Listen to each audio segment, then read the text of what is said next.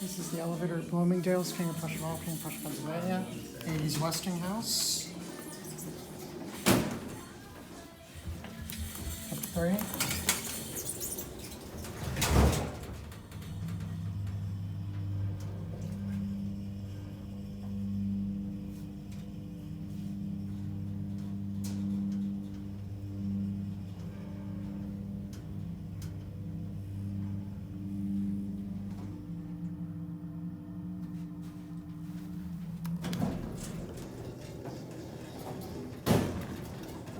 Just like that.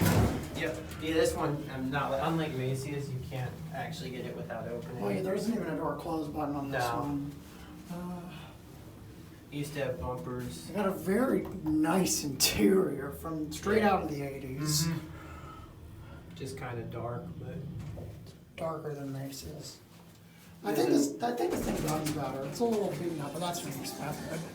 you like this over Macy's? Yeah, I mean Macy's more interesting with a roto dial, but That actually works. I don't think it dings though. No.